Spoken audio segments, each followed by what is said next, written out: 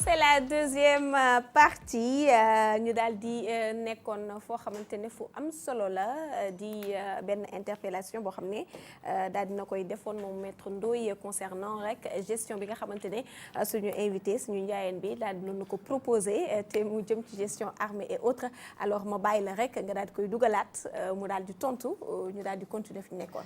oui c'est vrai Aïssatou sànq ñu ngi nekkoon ci wàllu management.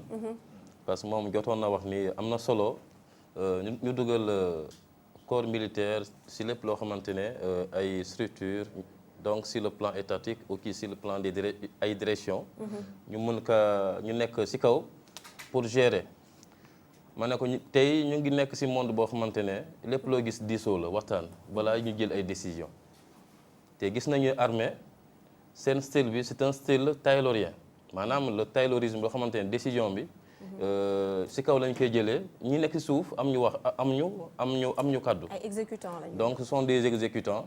donc loolu dina indi jafe-jafe loolu su dee dañuy jël boobu style ñu bëgg a dugal ci foo xamante ne lépp loo xamante ne pour doxal structure bi. il faut ñu toog waxtaan jël ay décisions. et tey jii c'est vrai que kenn ku nekk ak yow sa pensée ak yow sa gis-gis. mais man personnellement en tant que spécialiste en ressources humaines. nekk également un grand formateur en la matière je pense que ça serait très difficile bu style boobu mën a réussir parce que tey jii dañoo nekk ci monde boo xamante ne c'est le style de leadership démocratique boo xamante ne moom la ñuy gën a faral di gis te boobu moom mooy prospérer ci biir entreprise yi moo tax tey jii ma ne monsieur Aliou Ndiaye ci ouvrage bu baax bi parce que képp koo xamante ne da nga jël sa xalima daal di bind jagle ko askan wi loolu yaakaar naa volonté bu mag la te yéene la loolu am na solo mais peut-être fii si wàllu management foofu laa xam ne foofu je ne suis pas du tout d'accord parce que c'est vraiment intéressant. li mu wax c'est très intéressant parce que toujours loolu la quoi c'est-à-dire que xam-xam moom toujours c'est pour susciter le débat mais encore une fois dañ doon wax sànq ak Pa Assane waxu transition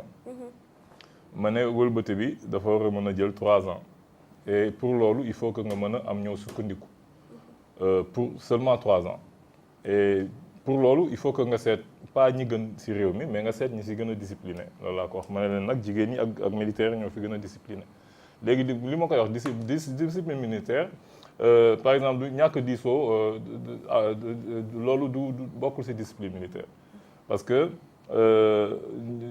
moom c'est vrai que déjà baatu terrorisme bi wax naa ko sànq ànduma ci pour man tekkiwul loolu mais même sur le plan management ñun bi ñuy def bi ñuy jàng dañ doon amoon nañ prof militaire boo xam ne dafa doon jàngal military decision making process mooy que le processus de prise de décision dans l'armée donc military decision making process dafa am c'est-à-dire que koo xam ne yow da nga am matière spéciale pour prise de décision xam nga kooku defuloo de l'autoritarisme parce que décision dafa am yoon bi ngay jaar pour jël ko comme encore une fois bu ñu la nee bu ñu xasee jël décision bi dañ ko war a exécuter ba pare balaa ngaa mën a def benn amende benn kii remarque nga de exécuter ko ba pare parce que nañu bëgg mu am discipline bu ñu xasee décider ne lii nañ ko war a def mais nañ ko def ba noppi léegi nag boo amee remarque nga def ko léegi nag après bu ñu waree def débriefing parce que tu sais tamit il faut rendre à César ce qui est à César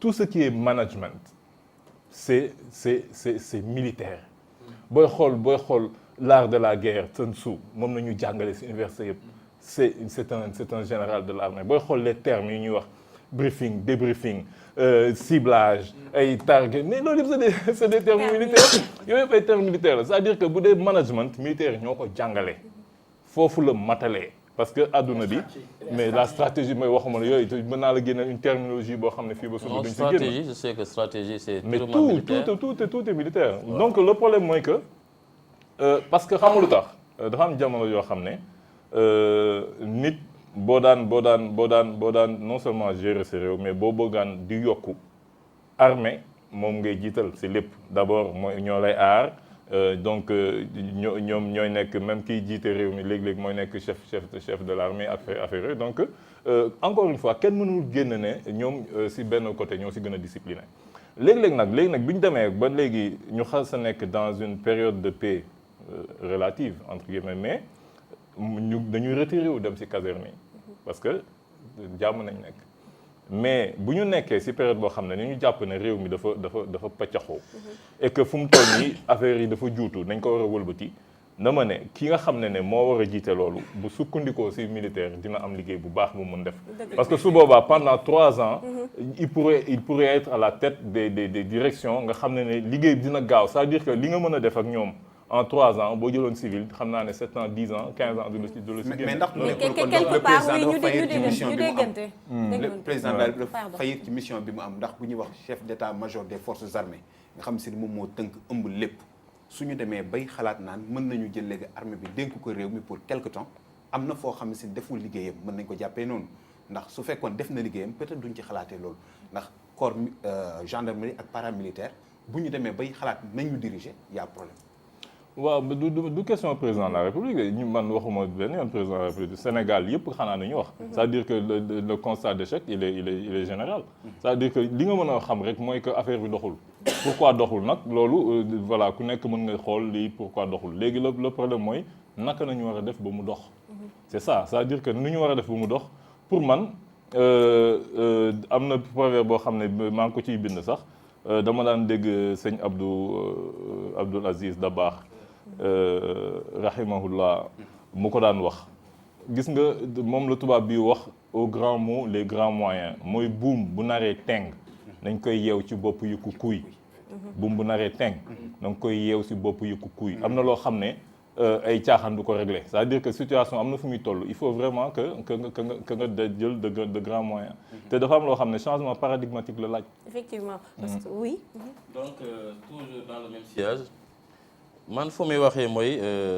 tey jii suñu jëloon militaire je n'ai rien contre n'est-ce pas cette institution macha allah parce que tey jii suñu amee sécurité sur le plan donc frontière ñoom ñoo ko gérer mais man fu muy waxee on risque de tomber dans la dictature te le management ne rime pas avec la dictature et raison pour laquelle ma ne parce que tey jii sànq da nga wax ni nga exécuter ba pare nga doog a remettre en cause c'est comme si nga bàyyi nit ki dem rey ba pare nga ne waaw léegi il faut ñu waxtaan ci je pense que avant de faire quoi que ce soit on dit un bon leader dafa war a am lu ñu naan le sens de l'écoute maanaam tamit diisoo waxtaan parce que nul n'a le monopole du savoir donc yaakaar naa tey jii su dee dafa am problème ñu war a indi solution ñëpp ñoo xamante ne yow yaa leen yilif nga déglu leen kenn ku nekk mu wax xalaatam dafa am si ñoom kenn koo xamante ne lu mu xalaat lu mu am comme idée mën na gën a am pertinence que yow li nga xalaat ni moom yoon bu ñu war a utiliser pour jéem a saafara mbir. est-ce que loolu bu amee du andi problème. non c'est que moom li mu wax sax laa wax c'est que moom parfois xam nga ñun defe naa bu ñu continuer nii dialogue de sourds lay xaw nag parce que j'ai l'impression moom du ma déglu bu may wax. man maa ngi koy déglu mais moom dégluwuma. parce que il dit toujours le contraire de ce que j'ai dit. je n'ai jamais dit que kenn du diisoo naa ko am na termes yoo xam ne armée ñoo ko créé. quand on dit briefing débriefing c'est des termes militaires. xam nga donc moom li muy wax c'est en contradiction ak li ma wax.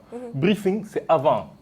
d'aller d'exécuter les ordres mooy briefing boo paree nga def débriefing ñaar yëpp militaires yi ñoo ko indi donc boo def briefing ñëppay toog ñi war a jël décision ñi war a nekk ci processus de décision bi yëpp nañu nekk donc ñu wax ne lii ak lii la xam nga lu ñuy bañ mooy bu ñu xasee ne nii nañ koy def ñu war a taxaw fu ñu ko war a defee ñii ñëpp du ñu engagé wu loolu laa la bëgg wax c'est-à-dire que bu ñu xasee jël waxtaan diisoo ba ne lii nañu def bu desul lu dul exécuter il faut pas que muy am ñoo xam ne ils sont pas au même degré d'engagement que les autres il faut que ñëpp ñu nekk au même degré d'engagement loolu mooy indi rapidité célérité dans l'exécution loolu boo xasee am nag léegi ñu def débriefing ne lii defoon nañ ko est-ce que lii waruñu ko mën a changer waruñu ko mën a def loolu donc c'est-à-dire que cette idée là de dire que militaire égale dictature c'est pas vrai mais en plus parce que il y a des mots état yi ma gis ni sont dirigés par des militaires. Non, c'est pas dirigé par les militaires. Sont tombés dans la dictature. Non, mais tamit dafa mel ni on s'écoute pas. Man dama ne les directions,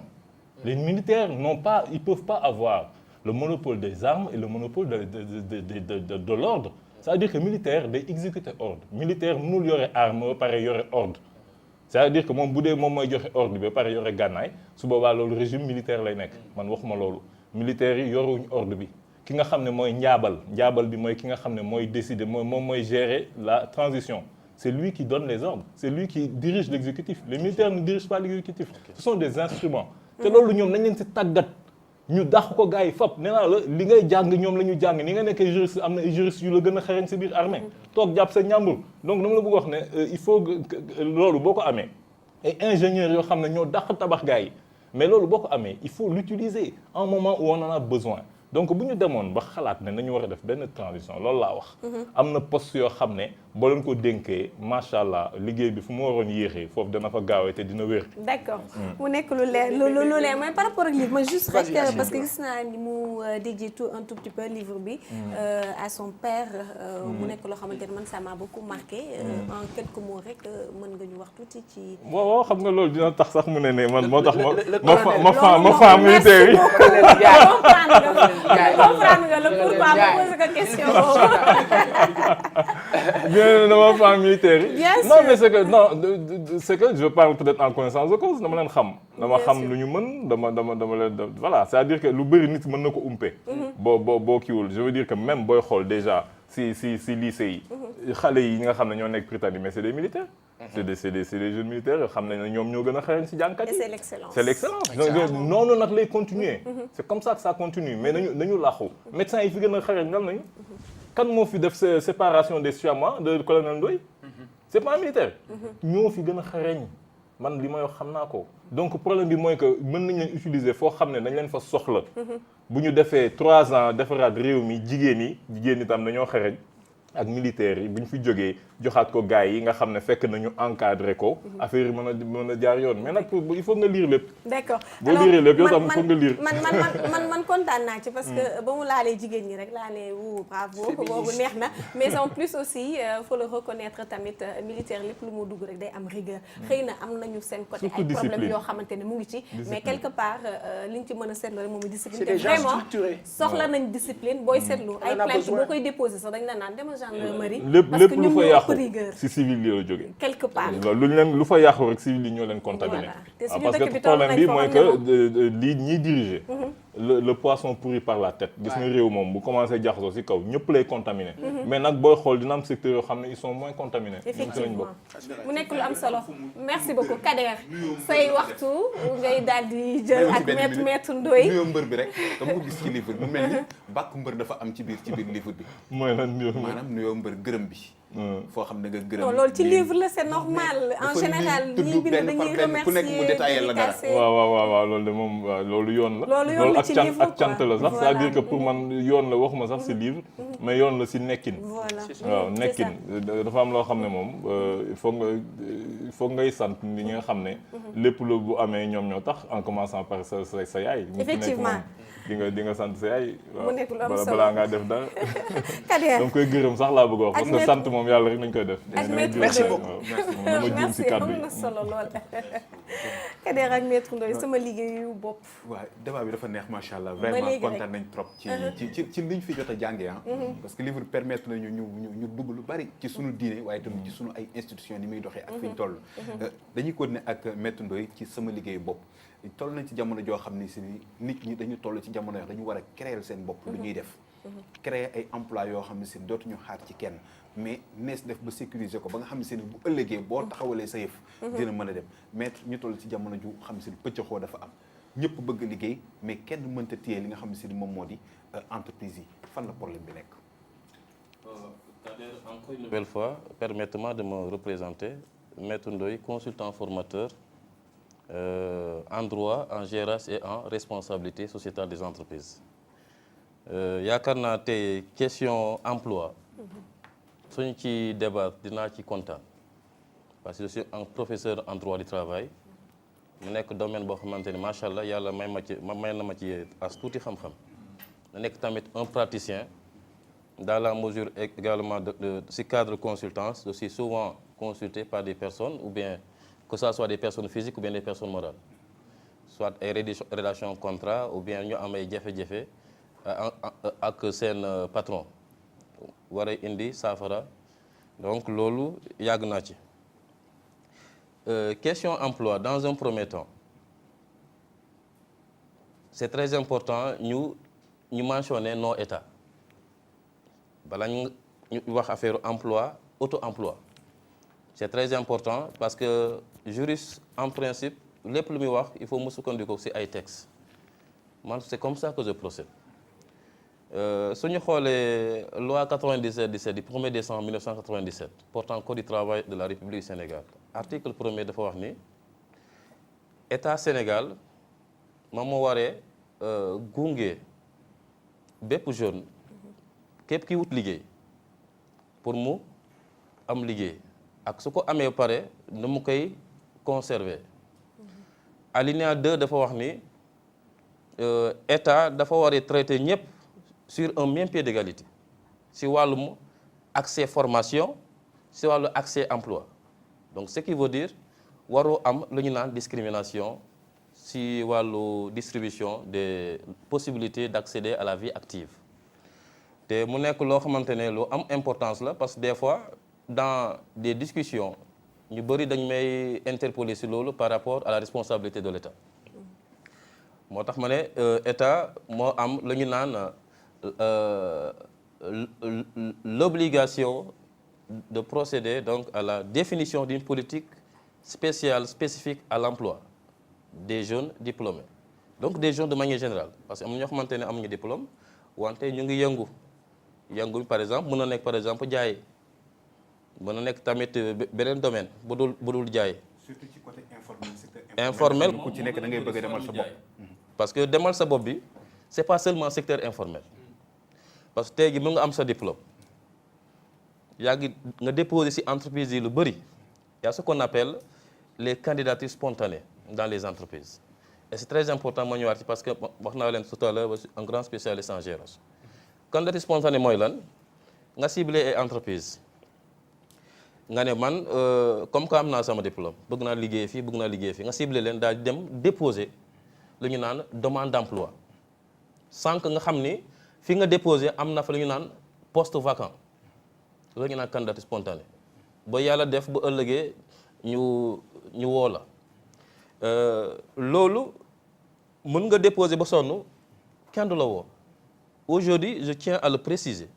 mais lan moom moo war a mën a waral loolu. très bien ma ne lu may préciser même aujourd'hui pour ay am stage rek nga pare sa formation nga bëgg stage parce que stage am na place bu important avec la loi de 2015 sur le stage au Sénégal loolu tamit am na solo ñu wax ci loolu entre xale yu bëri maanaam ñu am seen diplôme yu bëri ñu ngi déposer mais des fois pour ñu am stage day am jafe-jafe parce que loolu la moo ko indi gis naa ni am na ay paramètres parce que avant la loi de 2015 sur le stage au Sénégal la loi du 12 février 2015 dafa wax ni dañoo gis ni d'ailleurs même le législateur bi li tax ñu élaborer loi boobu dañoo gis ni si biir entreprise yi dañuy jël ay stagiaires di leen exploiter di leen teg ay place ñoo xamante ne dañoo am par exemple CDD ou bien CDI ba tax nag loolu exploitation boobu la ñu bëggoon mu dañ ñu daal di créer loi boobu en 2015 donc loi boobu mu ñëwee dafa wax ni que désormais stagiaire dafa ñëw ci biir entreprise bi pour am expérience professionnelle wante yow en tant que entreprise te nga jël stagiaire bi da nga ko waree fay lu ñu naan une rémunération léegi li tax tey jii entreprise yi lu ci bëri duñu nangu di jël stagiaire charge boobu parce que je pense que charge boobu c'est tout à fait normal parce que stagiaire koo xamante ne amul xëy donc ce qui veut dire pour mu ñëw ci entreprise bi di liggéey il faut mu déplacer wu il y a ce qu'on appelle donc l'indemnité de transport il faut également su ñëwee bërëb liggéeykaay bi il faut mu ndékki il faut mu añ donc il faut quand même un minimum pour le stagiaire loolu moo tax tey jii peut-être moo am jafe-jafe boobu pour entreprise yi ñu jël mais à la kuli aleen entreprise mënul fonctionner sans la présence de ressources humaines compétentes qui sont capables n'est-ce pas de travailler pour le compte de l'entreprise et de réaliser ses profits donc entreprise bu nekk il faut mu am tamit ay nit ñu fay liggéey parce que des fois day am ñoo xamante dañuy dem retraite am ñoo xamante dañuy démissionner am ñoo xamante ne dañuy subir les conséquences du licenciement donc le manque de personnel boobu su amee automatiquement dañu war a renouveler le personnel donc loolu mu nekk loo xamante paramètres yoo xamante ne par force si biir entreprise il faut mu am n'est-ce pas ay ressources humaines yoo xamante ne yu xarañ léegi su ñu ñëwee tey jii si toujours lan moo tax tey entreprise yi ñu gis ni il y a des difficultés soo gisee yow en tant que travailleur du moins en tant que jeune nga war a liggéey amagoo liggéey am na solo État du Sénégal mu accompagner jeunes yi vers ce qu'on appelle l'auto-emploi c'est l'entrepreneuriat maanaam xool li ngay demalee sa bopp nga bañ a xaar si État c'est vrai que État mënul def lépp des fois tamit yow en tant que citoyen war nga participer donc vie État parce que l'État également c'est vrai que ñun ñëpp citoyens yi nous faisons partie de l'État mais gis nañu ni des fois day am jafe-jafe parce que suñu xoolee tey jii taux chômage bi dafa am solo tey on est à 15,7% du taux du chômage selon n'est-ce pas le rapport de l'ANSD de 2015 ñu gis ni ñàkk mu xëy bi dafa bëri Sénégal donc tey jii gis nañu tamit État mu ngi defee jéego certes le moment man côté boobu laay décrier État parce que gis naa ni par exemple avec l'ANPEJ yoo xamante ne yi compagnie jeunes yi si wàllu financement il y a également tout récemment l'ADR mooy la délégation de l'entrepreneuriat qui est une institution ou je dirais même une agence qui est logée une institution logée au niveau de la présidence loolu gis naa ni le président de la République période bu mu ñëwee dafa xaw a yéex parce que j'ai vu que dañoo nekk presque ay 6 ans xaw ma wala 6 ans ou 5 ans comme ça mu doog a créer boobu donc délégation pour permettre ñi bëgg a demal seen bopp maanaam ñi wut ay financement ñu mën a am yooyu financement mais yaa ngi wax léegi ci chômage dafa bari ak aussi côté entreprise yeeg ressources humaines ak yooyu Sénégal tamit ndax amuñu ci benn part de responsabilité lenn ci jeunes yi wala ñi nga xam ne sax ñoom ñooy wuti liggéey parce que gis nañ ni am na ci entreprise yu bari ñemeetuñu tamit defar des contrats parce que jeunes yi wala koo ci defal contrat bu fekkee ne seeni ni CDI la am moom pour moom pare na ci ñi nga xam ne CDD lañ kenn ku ci nekk ak catégorie bi nga nekk boo ko xasee ba am da ngay jàpp ni étape supérieure ngay dem mais ñi nga xam ne si ni ñoom pare nañ ba casé wu nañ dootuñu defati benn effort dañuy pare pour attaquer li nga xam ne moom moo di boîte bi. si wàllu technique manière bi ñu utiliser pour gérer ñu fay liggéeykat yi am na lu ñu naan outil évaluation du personnel chaque fin d'année ou bien à mi-parcours ça dépend n'est-ce pas des entreprises am na entreprise yoo xamante ne dañuy xaar ba année bi jeex ñu doog a évaluer l'ensemble du personnel yow tey jii soo nekkoon sama supérieur hiérarchique man ci yow laa dépendre. À la fin de l'année yow yaa may évaluer et évaluation bi y a des critères sur la base desquels kii la ñuy sukkandikoo pour évaluer ñi évaluer sur le plan compétence comportement résultat donc kii la ñuy sukkandikoo pour xool kii vraiment est-ce que def na ay jéego et aussi est-ce que am na lu ñu naan potentiel d'évolution parce que si wàllu ressources humaines il y a ce qu'on appelle la gestion des carrières et c'est très important dans une entreprise parce que loolu la possibilité yow en tant que travailleur nga mën a évoluer loolu il faut ñu évaluer la càmbar la xool également am nga possibilité am yeneen nombre tànk yu bees yoo xamante ne moo gën a am solo li nga jot a am nii mooy lu ñu naan responsabilité loolu su dee yow amoo ko lu ci bëri doo évoluer mais si question bi nga ma posé nga dem ba ci biir nga ne présentement am naa CDI léegi lu ma neex lay comporter déedéet il y a ce qu'on appelle un règlement intérieur dans l'entreprise am na règlement intérieur donc règlement intérieur boobu yow en tant que travailleur vous êtes tenu de vous soumettre n'est-ce pas à ce règlement intérieur là sinon yoon day dal sa kaw parce que le règlement intérieur est règle juridique la comme code du travail comme convention collective te loolu su amee te parce que règlement intérieur ñetti points ñoo ko sëkk am na lu ñu naan organisation technique du travail am na lu ñu naan discipline am aussi point boo xamante ne lu ñu naan ay règles yoo xamante ne moo tënk hygiène ak sécurité liggéeykat yi donc oui. thème la boo xamante ne dafa large et que il faut que ñu daal di koy dagg segment par segment comme ça tous les jeudis peut-être ñu am foo xamante dañ fay jàpp waxtaani ci ba mu leer ci bopp nit ñi parce que c'est intéressant quand même li mu wax peut-être rek parce que mooy suñu consultant quelque part Maître Ndoye waaw te waxtu bi tënk nañu tamit te waxtu bi tënk nañu waaw waxtu bi tënk nañu donc nga tënkal ñu ko rek damay tënk di attirer aussi attention État Sénégal di wax nguur gi suñuy financer jeunes yi nañ ko def de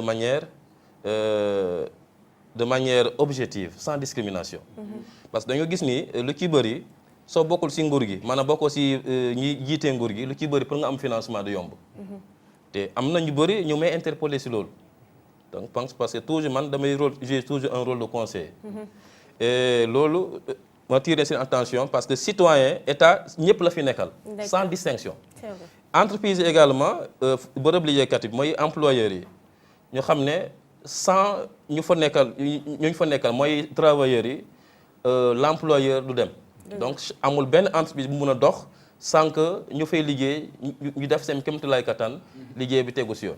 donc il faut une considération et une motivation pour ces travailleurs. merci Maître Ndoye lu am solo nga wax lu am solo vraiment dañ la remercier prochainement ñu daal di continuer ñu ngi remercier aussi sama njaayeen bi bu mu ñëwee la ma kal man it ma nga wax sama njaayeen rek Aliou Ndiaye merci beaucoup vraiment ci li nga tontuwee invitation bi et puis waxtaan bu am solo lañ fi waxtaan tey alors nous allons accueillir suñu artistes ñoom c'est une vidéo le temps de les accueillir.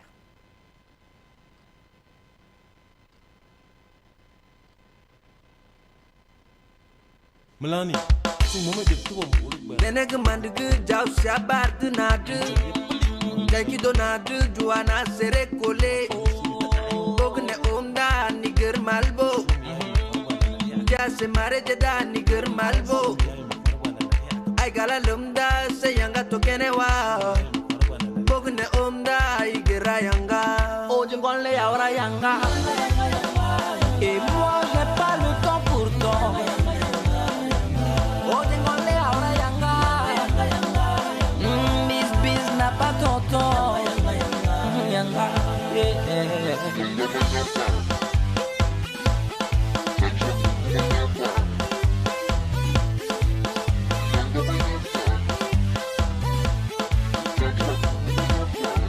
Pardon, on se connaît. Ton petit jeu, toi-même, tu sais. Non, mais pour l'idée, pour ta fesse, ne me stresse pas. Laisse tomber. Dès le départ, c'était clair et net, tu le savais. Pardon, tu le savais. Y'a rien de John, ne me stresse pas. Je suis pas ton cousin. Tranquille, relax, tu es venu me déranger. Tu es venu m'allumer. Tu es venu m'allumer. Je vais te brûler now. On va se brûler now. Joue pas l'innocent, on va boum boum boum now. Tu es majeur et vacciné. Oh, Dena, Dena, Orayanga. Et moi j'ai pas le temps pour toi. Hey, Amina Orayanga bo.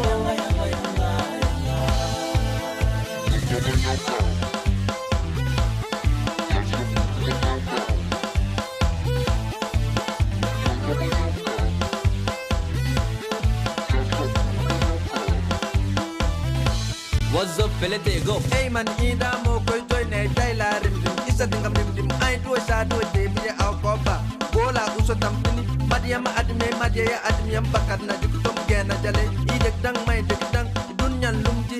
Lay gen kusayam mo kumusel ba jak jak. Ma moy sayla. I'm babola am line ni so kat iga krayam. Iga krayam, iger krayam. Day gamatan stay kip kip.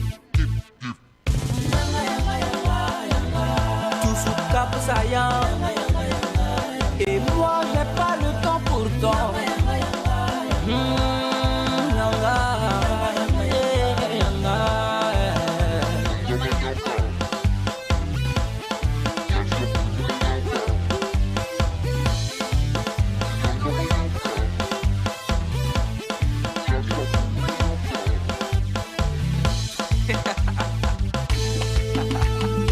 Gablo konje rabe baiwa Odi man kundule nanje je baiwa Odi alma teple mama sayidwa Dabari na chachua kulu sheri Minga kara Dabashi na chachua kulu menoji Minga ibone On fait le move now, on fait le move now, on fait le move now Get down,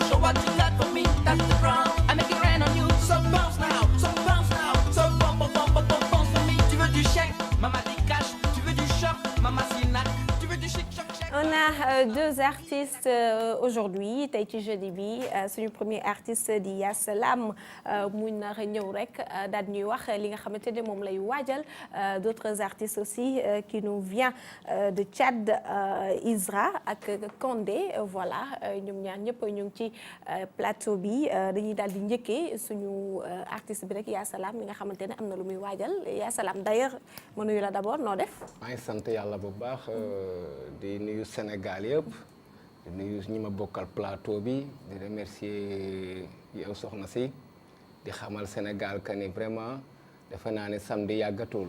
ma war a def sargal bu mag ci Souleymane Faye suma idole ak maxu lebu gi suma maître ma bëggoon nag Sénégal yëpp ñëw sargal le ma ñaar ñooñu. parce que je pense que ni ku mel ni maxu lebu gi kenn dootu ko présenté ci Sénégal. ku mel ni Souleymane Faye aussi kenn dootu ko présenté ci Sénégal ma bëggoon Sénégal yëpp ñëw jàppale ma ñu ànd sargal maxu lebu gi ak Souleymane Faye. waaw. d'accord mais pourquoi nga tànn ñoom ñaar da nga leen di sargal. lan moo nekk ci ñoom. waaw parce que Souleymane Faye defe naa ne kenn dootu ko présenté Jules Faye nekk na koo xamante ni ci Sénégal def na lu ne ci musique sénégalaise. bon kon tey jii ba pare retourné muy suma idole. waaw bon ma yaroo këram di ànd ak rakkam yaayam yar ma et tout vraiment mu doon koo xam ne dama ko sentiral suma bopp maa ko bëggal suma bopp Souleymane. bon maxu moom it suma maître la. parce que il est le seul koo xam ne su ma daan wax mu ne ma wàccal lu tax nga yuuxu fii woyal fii. kon kooku tey jii war naa leen a delloo njukkal. may woo Sénégal yëpp nag. le 6. Inch'Allah RDV. ñoom ñooy seen place ma ngi leen tegal ci côté. dana neex waaw Inch'Allah. alors moi j'en profite pour inviter aussi nos deux artistes. Je viens de le dire Isra, j'ai bien prononcé, c'est Isra? Isra, ouais. Voilà on te dit bonjour Isra. Bonjour. Vous savez dire naka nga def? Nanga def, je sais dire Nanga def, ouais. Un peu le wolof. Ouais, bah vite fait. Ça parle wolof? Non, je suis arrivé juste voilà, hier soir et puis voilà, c'est une belle langue, j'adore la ville et puis... Qu'est-ce qu'on vous a appris en premier? Nanga def. Seulement. Non, ouais, pour dire bonjour, tu dis, t'es dans une galère, tu vois une personne, tu dis Nanga def, après tu demandes tout ce que tu veux, puis la personne... D'accord. Alors Isra, je vous laisse dire bonjour aux amis téléspectateurs. Bah bonjour, c'est Isra, je suis ici pour un petit showcase avec mon partenaire Kandé et je suis très enchanté, j'adore votre ville et j'espère que samedi on va s'amuser avec tous les gens qui vont être là.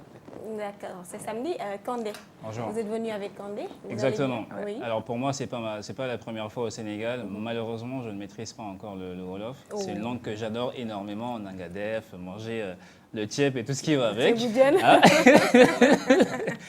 Mais pour être plus sérieux, on organise cette soirée le 6 octobre au Soweto Night Club et on convie vraiment toute la jeunesse et peu importe, on est vraiment de différents horizons et on voudrait que tout le monde soit présent pour cette soirée-là.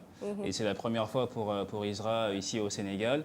Donc on attend vraiment la présence de tout le monde pour lui montrer à quel point ce pays est très chaleureux et très enviant, en tout cas pour toutes les personnes qui viennent dans ce pays-là. D'accord. Alors, un artiste très talentueux et puis polyvalent parce que Isra c'est un danseur, Isra joue beaucoup d'instruments.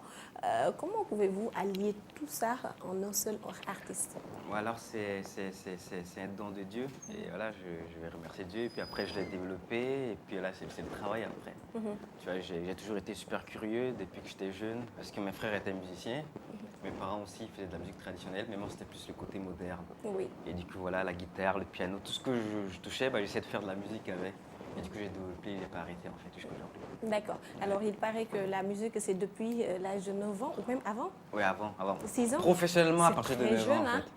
Mais avant ça, je chantais avec mes frères et tout ça. Mais à 9 ans, j'étais dans un groupe qui faisait déjà des spectacles.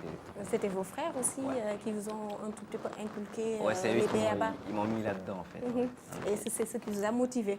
Exactement aussi. Après, mais vous avez pris votre carrière solo. Aussi, ouais. Pourquoi? Pourquoi en fait, je suis dans un groupe qui s'appelle HSAO. Et voilà, ça fait plus de 15 ans qu'on existe et tout. On a 5 albums, on a fait le tour du monde, on a fait plein de trucs. Et du coup, voilà, je voulais d'autres challenges en fait. Faire quelque chose qui me ressemblait moi, qui était plus plus jeune, Plus fort. Isra, quoi. Exactement, t'as tout compris. Et voilà, je me suis lancé dans ça. Et ça Alors, marche bien. qu'est-ce que vous avez apporté de plus quand Isra était en carrière solo Ouais. plutôt que dans le groupe? Alors, c'est le côté plus urbain en fait. Oui. C'est plus urbain parce que mon groupe, c'est basé sur la voix, c'est le vocal, c'est les lives, c'est de la musique recherchée. Oui. Et alors, Isra, c'est le côté urbain, les jeunes, la fête, et voilà, on se prend pas la tête. La casquette, un tout petit peu. À l'envers et tout, Essayez de mettre un lunettes tout que petit tu peu m'as les envie noirs de porter fumés. et tout. Oui, je vais vous permettre de porter 2 secondes les noirs fumés, comme Ah ouais? ça, pour frimer un tout petit peu. Vous avez envie de frimer? Ouais, Comment Théo. on frime là-bas? Alors, c'est très bien. Sinon, sur le plan carrière, qu'est-ce que vous avez fait entre-temps, depuis que vous avez fait votre carrière solo? En fait, ma carrière solo démarre là. Sinon, s'il faut dire avec mon groupe, on a collaboré avec beaucoup d'artistes, hein, de tous les grands artistes de ce monde. Là, on a même fait la première partie de Youssou N'Dour, Oui. Salif Keita. On a collaboré avec Awadi.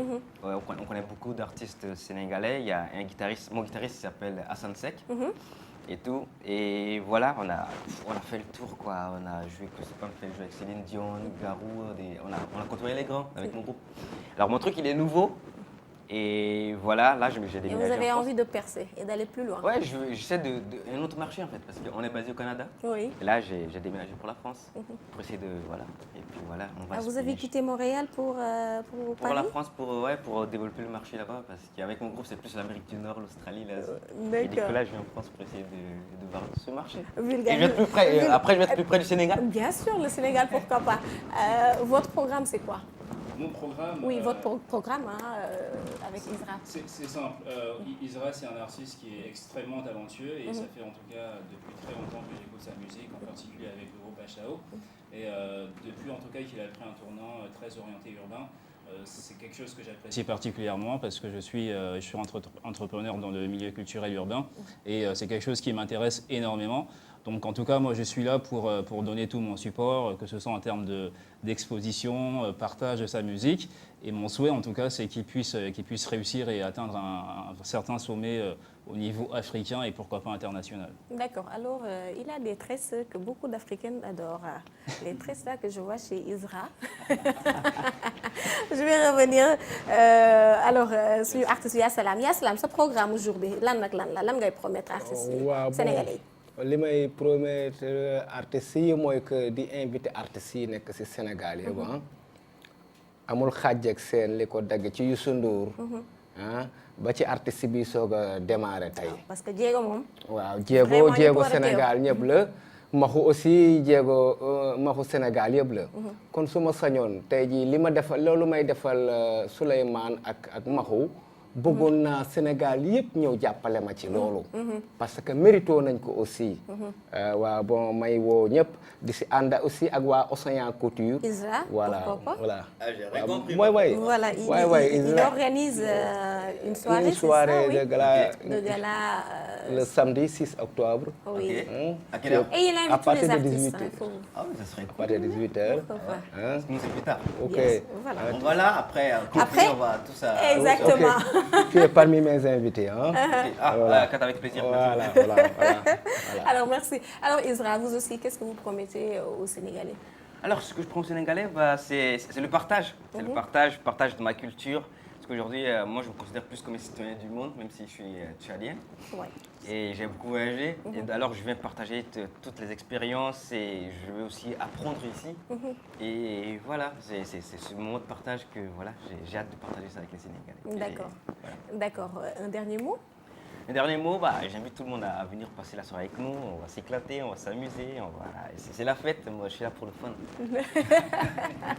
Kader, yaa ngi ci biir. waaw incha allah maa ngi ci xam naa dañuy njëkk ci slam après ñëw ci ñoom bu ko defee rek mu nekk benn date la.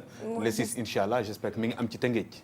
ci Thiaroye-sur-Mer. Thiaroye-sur-Mer incha allah kon dinañ dem ndax nag ñi muy sargal ay ndaanaan lañ ay punkal lañ ci li nga xam ne moo di musique sénégalaise muy Souleymane Faye ak Maxu Lebu ku leen xam-xam ni def nañ fi dara donc bu artiste jógee leen sargal dañ ci sawar mais aussi accompagner tamit suñu bokk. Kandé. incha allah Kandé invite 12-14, toute l'équipe de 12-14.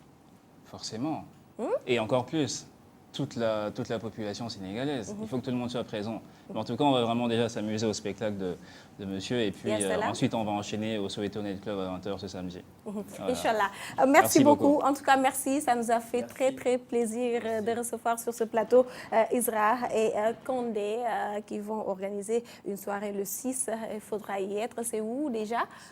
Soweto Night Club. Exactement. J'y serai. Yes. À la soirée de Yasalam aussi, j'y serai. Je serai partout, Inch'Allah. Kader sera avec moi. Toute l'équipe de 12-14 sera avec eux. Merci Kandé, merci Kader, merci Isra, merci Yasalam. Amis téléspectateurs, émission bi jeex na leen di daje lundi Inch'Allah même heure même chaîne Ndiaga gis naa la merci jërëjëf allez au revoir ciao ciao.